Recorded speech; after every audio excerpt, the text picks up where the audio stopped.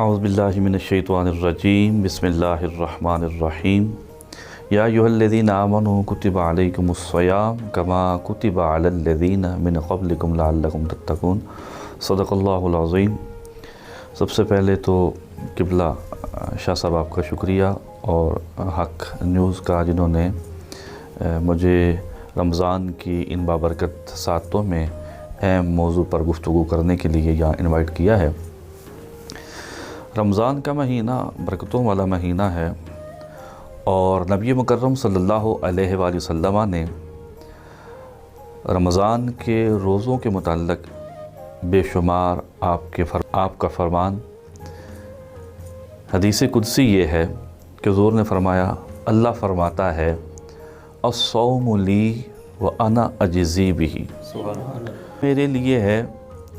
اور اس کی جزا بھی میں دوں گا۔ یہاں ہم غور کریں تو جتنی بھی عبادات ہیں، چاہے وہ نماز ہے، حج ہے، زکوٰۃ ہے یا دیگر ہم نیکیاں کرتے ہیں، وہ اللہ کے لیے ہوتی ہیں اور اللہ ہی ان کا اجر دینے والا ہے۔ اور پھر قرآن یہ بتاتا ہے من جاء بالحسنہ فلہ عشر امثالہا، جو ایک نیکی کرتا ہے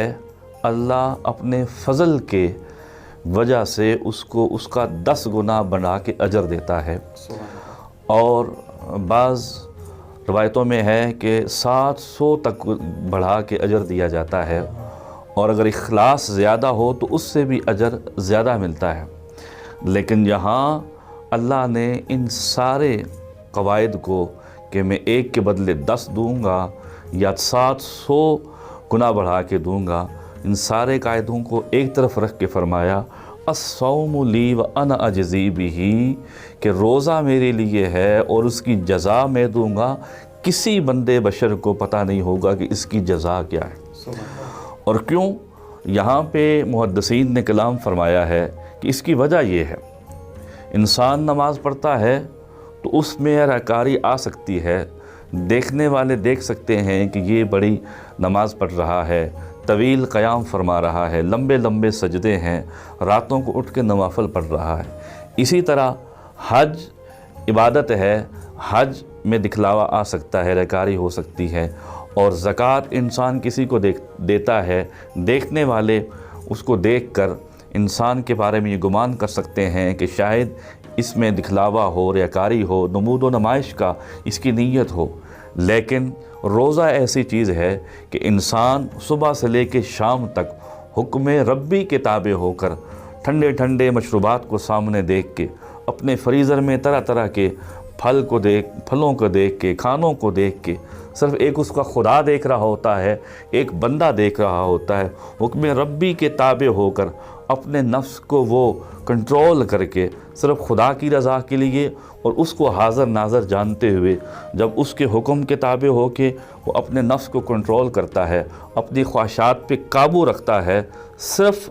وہ جانتا ہے، اس کا رب جانتا ہے، کوئی اور نہیں دیکھ رہا ہوتا۔ اس وجہ سے اللہ نے فرمایا روزہ میرے لیے ہے، کسی کو نہیں پتا کہ میرے بندے نے روزہ رکھا ہے، کسی کو نہیں پتا میرا بندہ بھوکا ہے، پیاسا ہے، اور اس میں اس کی کیفیت کیا ہے، صرف میں جانتا ہوں۔ قیامت کے روز اس کی جزا بھی خصوصی طور پہ میں عنایت فرماؤں گا۔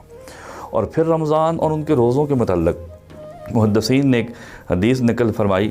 کہ اللہ تعالیٰ روزے رکھنے والوں کو 5 وہ اجر عطا فرماتا ہے جو اس سے پہلے کسی امت کو وہ اجر نہیں ملے۔ اب وہ اجر کیا ہے؟ پہلا فرمایا یہ کہ جب رمضان کی پہلی رات ہوتی ہے تو اللہ تعالیٰ روزے داروں پر نظر کرم فرماتے ہیں۔ جب اللہ کسی پہ نظر کرم فرمائے تو محدثین نے دیکھا پھر اللہ اس کو عذاب نہیں دے گا۔ دنیا میں تو ایسا ہوتا ہے، کبھی ہم ناراض، کبھی راضی، پل میں تولا پل میں ماشا، کبھی کرم ہوتا ہے، کبھی ظلم ہوتا ہے، لیکن کہتے ہیں کہ لجپال پریت نو توڑ دے نہیں، جدی باں پھڑ دے انہوں چھوڑ دے نہیں۔ اللہ سب سے بڑا لجپال ہے۔ ایک دفعہ نظر کرم فرمائی پھر اللہ اس کو عذاب فرماتا ہے، اور جس پہ اللہ کرم کی نظر فرمائے اس کو عذاب نہیں دے گا۔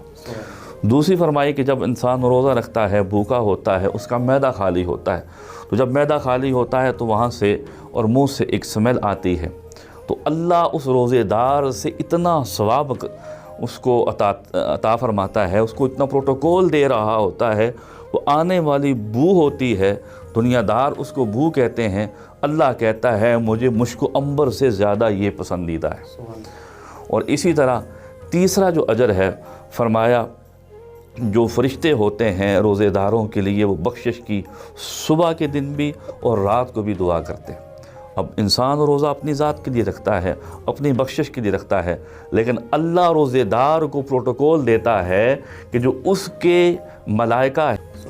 اور چوتھا اجر جو حدیث میں وہ آیا ہے کہ اللہ جنت سے یہ حکم فرماتے ہیں کہ میرا بندہ دنیا میں طرح طرح کی تکالیف، بیماریاں، پریشانیاں دیکھ کے تھکا ماندہ ہوا، اب یہ آ رہا ہے تو اس کے لیے تیار ہو جا، مزین ہو جا، پہلے سے اور زیادہ سج جا، خوبصورت ہو جا، تاکہ میرا بندہ تجھ میں آ کے آرام کر سکے۔ اور آخری جو پانچواں اجر روزے دار کو دیا جاتا ہے وہ یہ ہے کہ اللہ نے فرمایا جب آخری رات ہوتی ہے تو میں سارے روزے داروں کی بخشش فرما دیتا ہوں۔ صحابہ نے عرض کی یا رسول اللہ کیا یہ لیلۃ القدر کی بات ہے؟ حضور نے فرمایا یہ لیلۃ القدر کی بات نہیں ہے، اللہ یہ فرماتا ہے کہ کیا اس شخص نے جس نے اپنی مزدوری پوری کر لی ہے انعام دیا جائے، اس کو پوری تنخواہ دی جائے، اس کو اس کی مزدوری کا پورا اجر دیا جائے، یعنی اللہ رمضان کے روزے رکھنے والوں کو اس کا احترام کرنے والوں کو، اس کا اہتمام کرنے والوں کو جو رمضان کی ساعتوں میں ببرکت لمحات میں اللہ کی عبادت کرتے ہیں، نیکیاں حاصل کرتے ہیں، ان کے ریوارڈ کے طور پہ اللہ انہیں آخری رات کو بخش دیتا ہے۔ اسی طرح آقا علیہ السلام نے فرمایا للصائم فرحتان، ایک خوشی یہ ہے کہ جب وہ روزہ افطار کرتا ہے، وہ اللہ کی دی ہوئی نعمتیں کھاتا ہے، مشروبات اور طرح طرح کے کھانے وہ کھاتا ہے افطار کے وقت، اللہ اس کو ایک عظیم خوشی عطا فرماتے ہیں۔ اور دوسری خوشی یہ ہوگی جس سے بڑھ کر کوئی خوشی نہیں ہے، قیامت کے تو وقت بطور انعام اللہ تعالیٰ روزے دار کو اپنا دیدار عطا فرمائیں گے، روزے دار اللہ کا دیدار کرے گا۔ یہ روزے دار کے لیے اتنی بڑی جو ہے وہ اللہ کی طرف سے انعام ہے۔ اسی طرح آقا علیہ السلام نے فرمایا